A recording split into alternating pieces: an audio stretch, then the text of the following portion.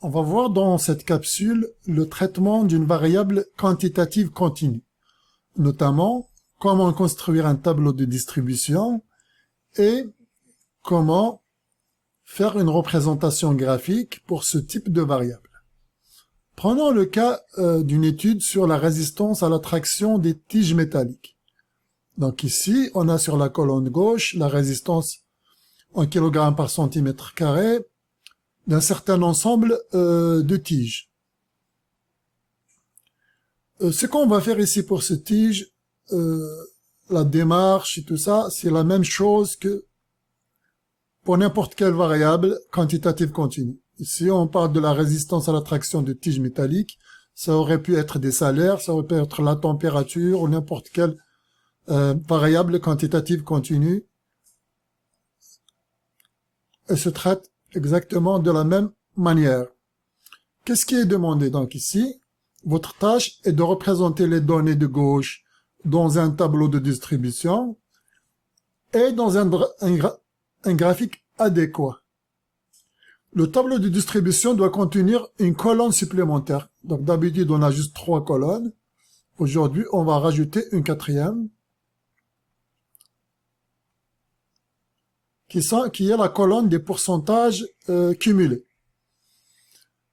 Alors, le graphique adéquat pour ce type de variable, ce serait un histogramme.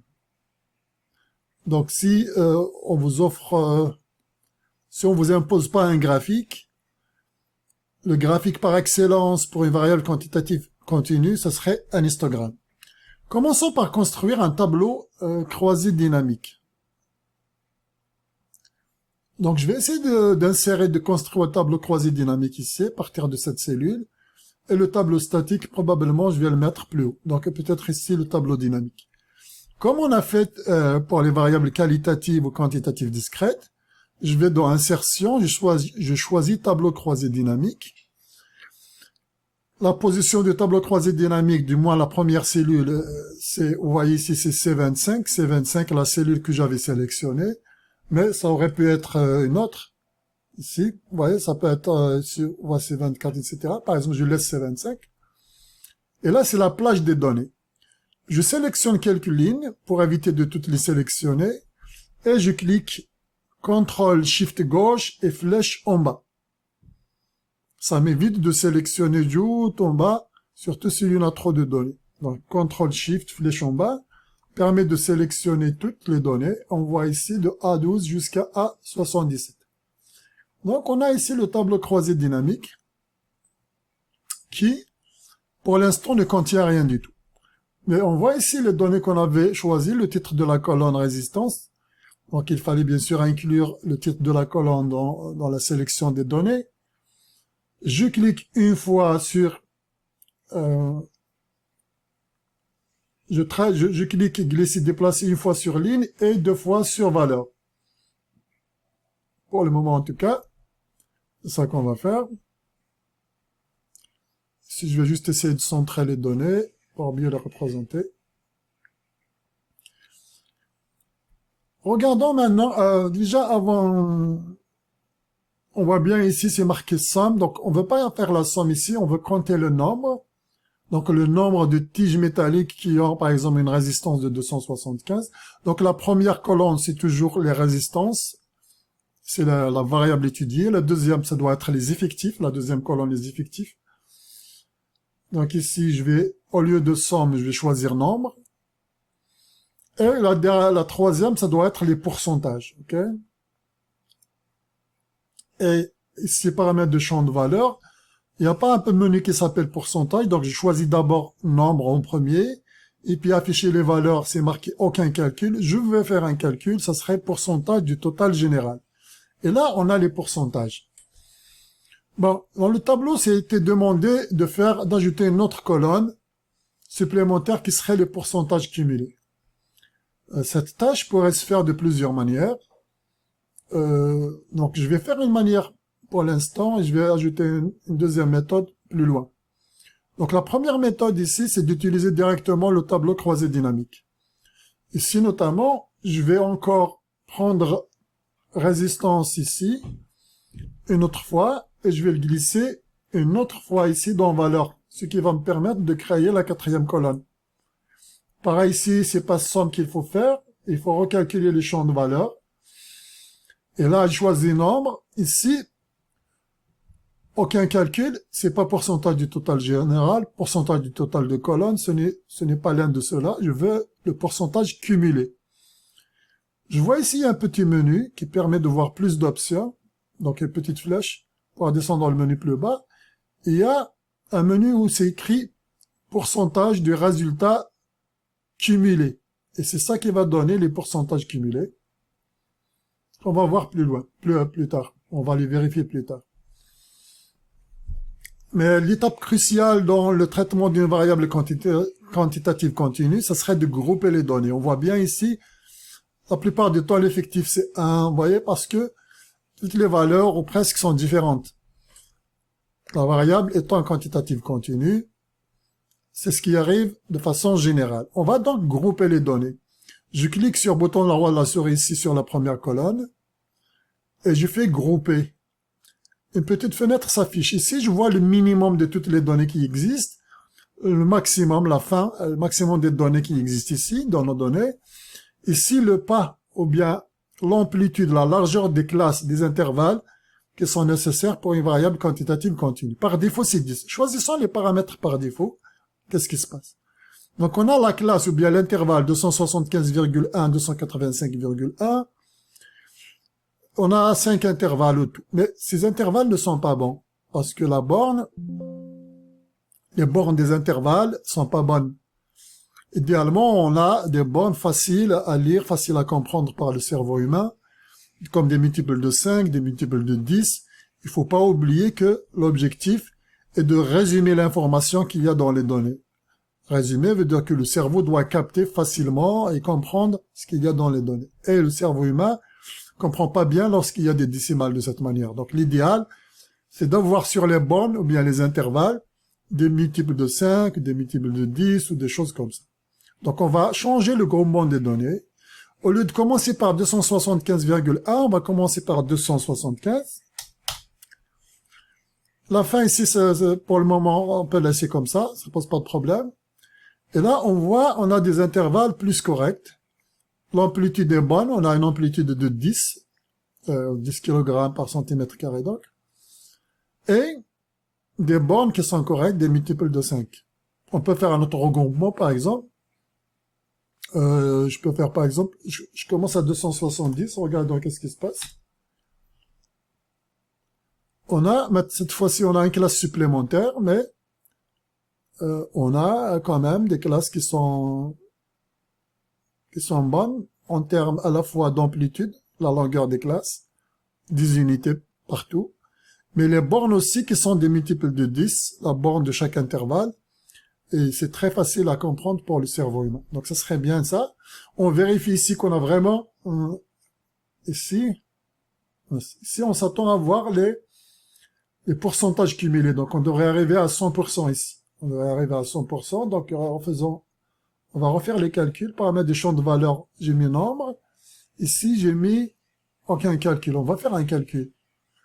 Le calcul à faire, c'était résultat cumulé, pourcentage, résultat cumulé.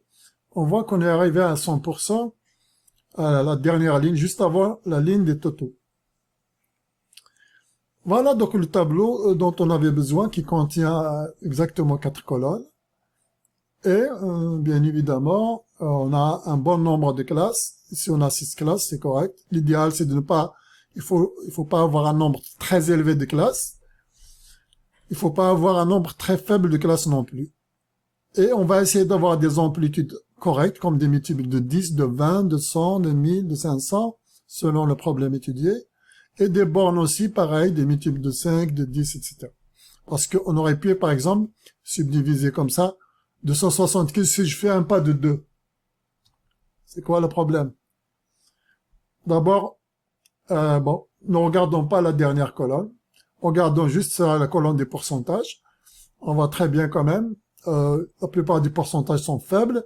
Et il y en a trop de classes. Si on représente ça dans un histogramme, il va y avoir trop de rectangles. En même temps, les classes ne sont pas bonnes. Les multiples, on regarde 275, 276, une largeur de 2 unités pour cette question, en tout cas pour ce type de problème, ne semble pas une bonne amplitude. Donc voilà, on aurait pu prendre une amplitude de 5 par exemple. Ça aurait donné 3, 4, 5, 6, 7, 8, 9, 10. Il y aura un peu trop de classes, surtout qu'on a beaucoup de classes qui ont un faible pourcentage comme 3%, 1%, 3%. Donc il y en a un peu trop de classes. Donc peut-être l'idéal ici, ce serait peut-être une amplitude de 10 unités. Et là, on aura 6 classes et c'est pas mal.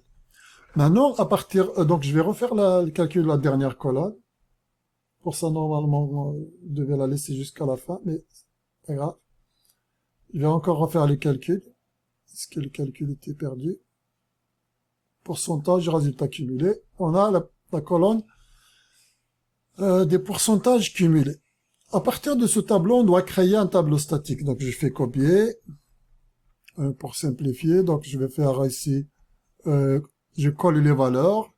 Je peux créer un style pour ce tableau. Je peux créer un style moi-même, mais je peux juste copier le style qui existe ici pour faire rapidement. Et donc, pour copier le style, je vais dans Accueil, je clique sur le pinceau qui est la reproduction de la mise en forme. Je clique dessus.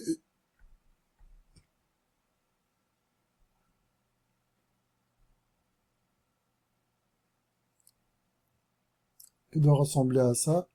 Donc, on a maintenant notre tableau avec les classes ici à gauche, avec les effectifs. On a 65 unités. Tige métallique, donc 75. On a le pourcentage ici, et la dernière colonne, ce serait les pourcentages cumulés, qu'on peut essayer d'écrire sur 2 lignes comme ça. Et c'est exactement ce tableau qu'on cherche. Donc c'est comme ça qu'il faut procéder pour grouper les données.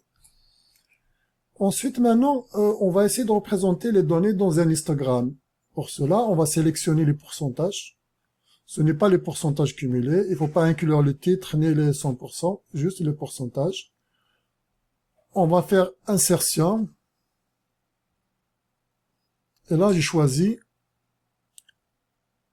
histogramme 2D. Le vrai histogramme au sens mathématique, ce serait un histogramme, un diagramme à rectangles verticaux avec des rectangles qui sont pas séparés, qui sont collés les uns aux autres. Donc pour cela, je peux sélectionner les rectangles ici, par exemple. Il faut qu'ils soient tous sélectionnés. D'habitude, quand je clique, ils sont tous sélectionnés, on le voit ici. Et là, dans le petit menu qui est là, on voit ici la largeur de l'intervalle. Ce sont les intervalles entre les rectangles. On va mettre la largeur à 0. Ceci nous empêche un petit peu de voir la frontière des rectangles. On va aller changer la couleur de la frontière de la bordure, en choisissant par exemple donc un trait plein et une couleur qui va rendre visible la bordure. Ici par exemple, on va choisir le rouge.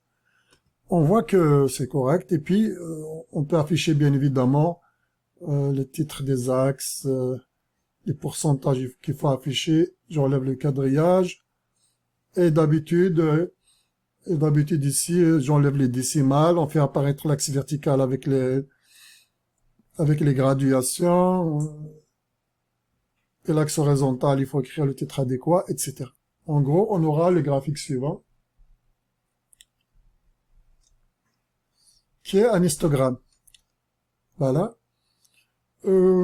Juste une remarque, comment j'ai mis les étiquettes de l'axe des X, donc je reviens en arrière pour les étiquettes de l'axe des X. Pour les étiquettes de l'axe des X, on va faire sélectionner les données, modifier, et là je choisis les classes. Je choisis les classes, et c'est ça qu'il fallait faire. Mais en réalité, en statistique en tous les cas, les classes en général, comment on les représente? On écrit juste la valeur de la bordure des bornes de l'intervalle, comme elle est faite ici, par exemple, 270, 280, 290. On comprend ici que c'est la classe 270, 280, 280, 290 ici. Alors qu'ici, avec Excel, on voit on voit pas les valeurs des bornes des classes. des intervalles, on voit juste la classe elle-même ici, 270, 280, 280, 290, etc. Mais la vraie représentation serait ça. Sauf que sur Excel, il n'y a pas un moyen facile de faire ça.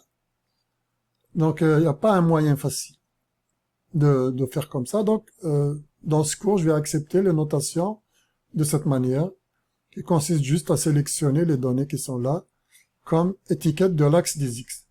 Pour arriver à ça, en fait, ça c'est juste une zone de texte que j'ai copiée. Donc en fait, qu'est-ce que j'avais fait pour les graphiques? J'ai juste effacé l'axe des X, par exemple. Dans les axes, j'ai décidé qu'il n'y aura pas d'axe des X, et j'ai inséré une zone de texte dans laquelle j'écris ce que je veux. C'est un moyen de contourner le manque d'options sur Excel, puisqu'Excel ne permet pas un moyen facile d'écrire, de faire un histogramme de cette manière. Donc, pour contourner, j'ai mis une zone de texte. L'inconvénient, c'est que si je redimensionne le graphique, on va perdre ça. Il faut redimensionner, il faut réécrire aussi les étiquettes de l'axe des X. Mais c'est ça qu'on attend de vous, donc pour un histogramme, celui-là ou c'est ça ou ça, selon ce qui est demandé, que ce soit directement les classes comme ça, ou en incluant les bornes des différentes classes. Et bien évidemment, il faut des titres adéquats pour les axes, un titre adéquat pour les graphiques, et bien sûr afficher les pourcentages de chaque classe, etc. Voilà ce qui est demandé pour le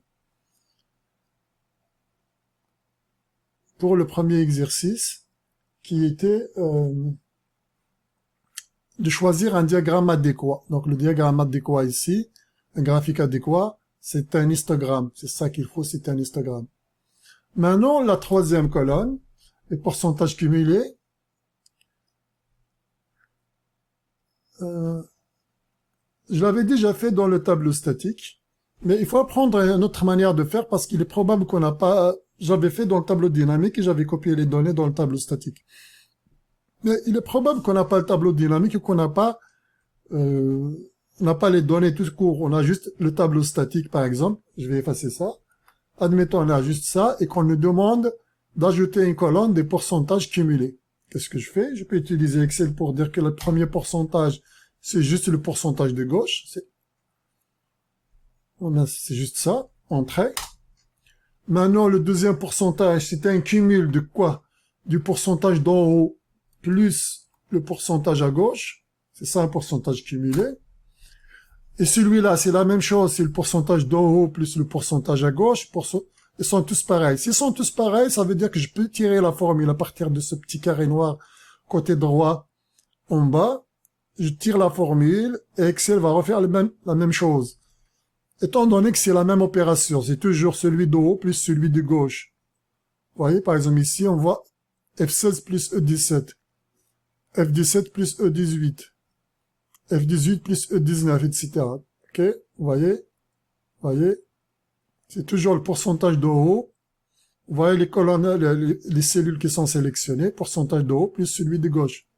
Pourcentage de haut plus celui de gauche. Si c'est la même opération, on l'a fait une seule fois et on tire la formule. Excel va faire le calcul pour nous et on obtient exactement les mêmes pourcentages. Comment construire ce qu'on appelle un polygone de fréquence. Je rappelle qu'un polygone de fréquence, c'est une espèce de polygone, donc un graphique qui est construit de segments de droite et doivent lier les centres du sommet de chaque classe, de chaque rectangle. Donc ces centres doivent être reliés de la manière suivante. On regarde ici donc un exemple. Regardons l'histogramme en pointillé, rectangle pointillé. On voit le sommet de chaque rectangle de l'histogramme. On met un point. Et finalement, on relie les points avec des segments de droite. Et c'est ça l'histogramme. Et c'est ça le polygone des fréquences. Et après, on peut ajouter aussi des segments ici. Pour faire ça sur Excel... sur l'axe des X, on peut faire des segments ici. Jusqu'au début de la classe ici. Par exemple ici, on a la classe de 0 à 10. Ouais, ici, c'est la classe de 0 à 10. Ici, on voit que c'est 80, 90 par exemple jusqu'à 100, etc. Donc ici, on a 80 jusqu'à 90, la dernière classe, mais on décide quand même de les relier comme ça. La dernière classe jusqu'à l'axe des X, toujours avec des segments de droite. On peut faire ça sur Excel. On va décider de représenter uniquement cette partie supérieure sans ajouter ces deux segments. Bien que c'est faisable, on va l'éviter. Concrètement, qu'est-ce qu'on fait? J'ai toujours les pourcentages ici de mon tableau statique. J'utilise toujours le tableau statique pour les graphiques. Et là, je vais faire insertion. Et là, j'ai choisi ici le quatrième ici qui est courbe avec marque. On voit déjà le polygone des fréquences. Il est déjà là. Il suffit maintenant d'afficher par exemple les titres des axes, les étiquettes de données qui sont les pourcentages. D'habitude, j'enlève le quadrillage. Il faut afficher ici l'axe des Y, etc. Et pour l'axe des X, pareil, on fait sélectionner les données. Sélectionner les données. On fait pareil que ce qu'on a fait pour l'histogramme, puisqu'il n'y a pas un moyen sur Excel de faire vraiment d'écrire les bornes des classes. On va sélectionner juste la classe elle-même.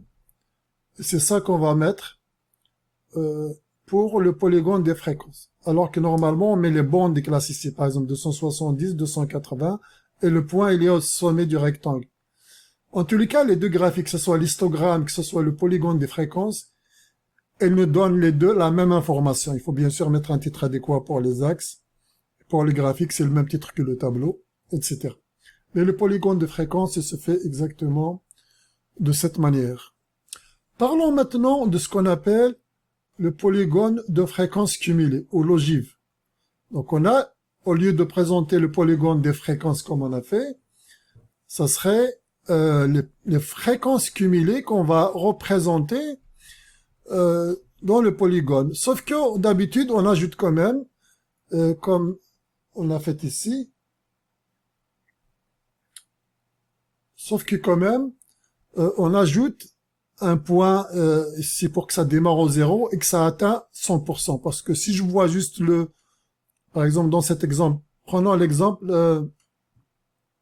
cet exemple. Donc ça démarre pas à 0%, ça démarre à 3%. Donc on a besoin, et ça c'est pour la classe 270-280.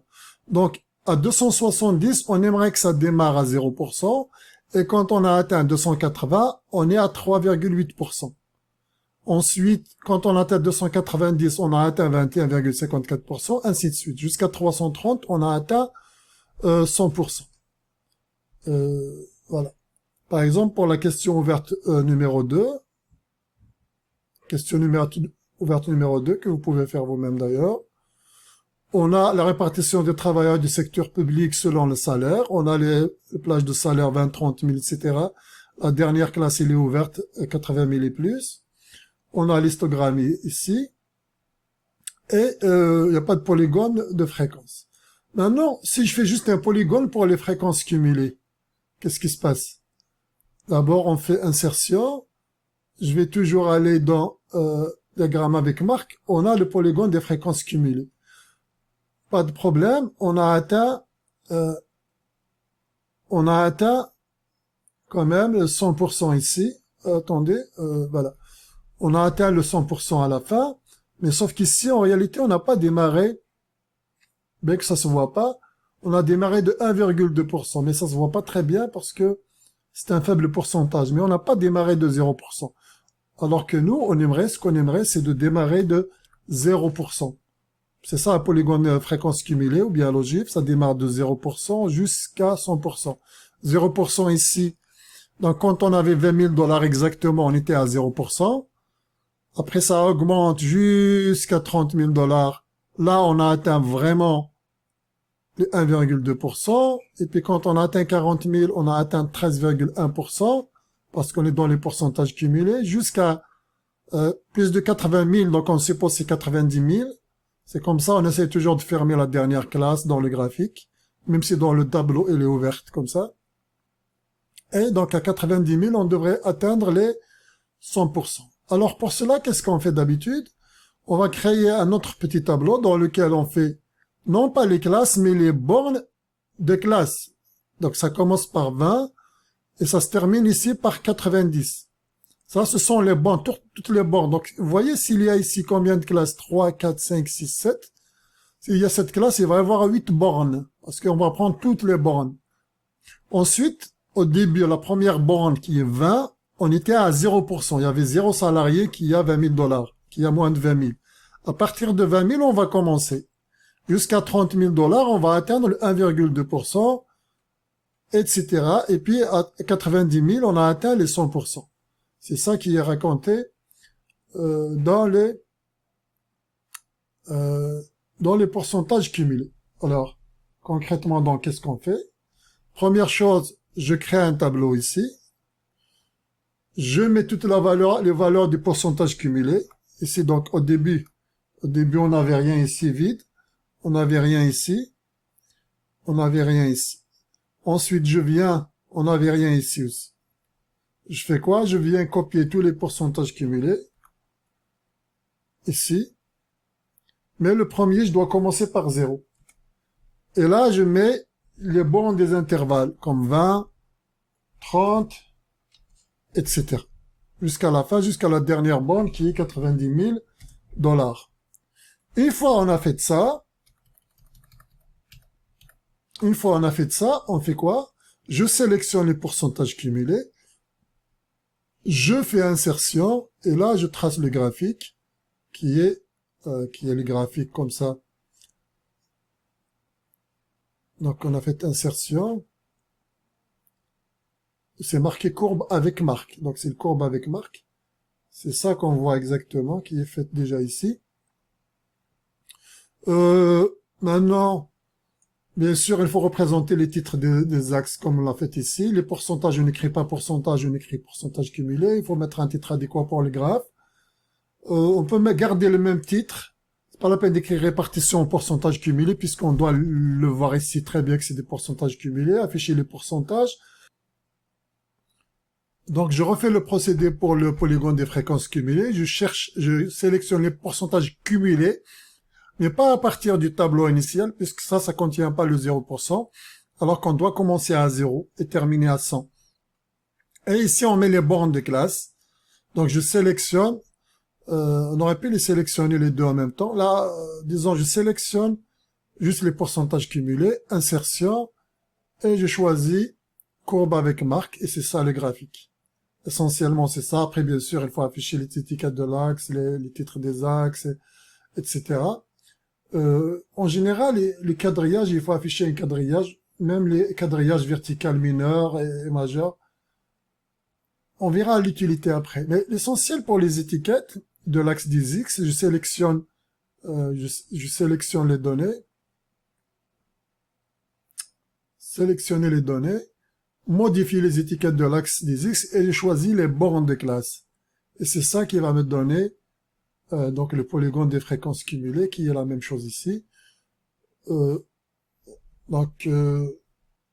C'est quoi donc qu'on vient de faire? Polygone des fréquences cumulées. On peut mettre les titres des axes. Surtout ici, écrire pourcentage cumulé. Et la répartition, ça peut être le même titre que le tableau et que l'histogramme. À condition de préciser ici, c'est des pourcentages cumulés. Comme ça serait pas la peine d'écrire répartition. Donc, c'est pas la peine de mentionner les pourcentages cumulés dans le titre du graphique. Maintenant, l'utilité, par exemple, de faire le quadrillage pour ce type de graphique. Imaginez que je cherche, par exemple, le pourcentage d'individus qui gagnent moins que 55 000 $. Si je sais dans le tableau, je sais combien ils gagnent moins de 50 000. Ça serait 38%. En fonction du pourcentage cumulé. Je sais combien ils gagnent moins de 60 000. Ça serait 66%. Il suffit de voir le pourcentage cumulé. Mais si je veux savoir combien ils gagnent moins de 55 000 $, je peux pas le voir dans le tableau. On peut faire toujours des estimations à vrai dire à partir de l'histogramme, mais on peut aussi le faire à partir du polygone des fréquences cumulées. Si je me place à 55 000 $, il suffit de monter verticalement jusqu'à la courbe. Ensuite, ici, je vais horizontalement jusqu'à l'axe des X. Et là, je vais voir le pourcentage. À peu près, je suis là. Et là, je compte combien de rectangles. On voit à peu près combien pour chaque ici. Donc, après, à peu près 4 pourcentages pour ça, chaque rectangle. 4 fois 3, 12. On est à peu près à 52%. Donc là, si je vais ici, on est à peu près à 52%. On pourra dire que 52% des salariés du secteur public gagnent moins que 55 000 $. Voici une des utilités du polygone des fréquences cumulées et l'utilité aussi de mettre un quadrillage pour ce type de graphique. Je reviens juste 2 minutes sur le tableau ici, des classes qu'on avait construit avec le tableau dynamique. Quand on avait groupé les données, si on avait laissé la fin qu'avait trouvé Excel, c'était 89,2, on aurait eu les classes de 80 à 90. Parce que c'est tout ce qu'on avait comme données. Il n'y a pas de données plus que 90 000. Sachant que dans les salariés du secteur public, il y a ceux qui gagnent plus de 90 000, même s'ils ne sont pas présents dans notre échantillon. Par voie de conséquence, ça serait bien de laisser une classe ouverte. Il ne faut pas oublier que notre étude sur un échantillon est là pour nous donner une image de ce qui se passe dans la vraie population. Par voie de conséquence, on aimerait bien laisser une classe ouverte ici. Au lieu de mettre 80 à 90, on va mettre par exemple 80 000 $ et plus. Comment faire ça? Quand on va grouper les données, au lieu qu'ils terminent à 89,2, on va terminer plus bas. Par exemple, à 80 000 ici. Si je termine à 80 000, toutes les autres données, il va les mettre dans une classe ouverte à la fin, plus de 80 000. Par exemple, ici, termine à 80, toutes les autres, il va les mettre plus de 80 ici. Et c'est comme ça qu'on a eu la classe 80 000 $ et plus. Bien que ça, ici, ça sera une classe ouverte, 80 000 $ et plus. Dans un histogramme, c'est toujours une classe de même amplitude que les autres. Donc, vous voyez, on s'est arrêté à 90 quand même.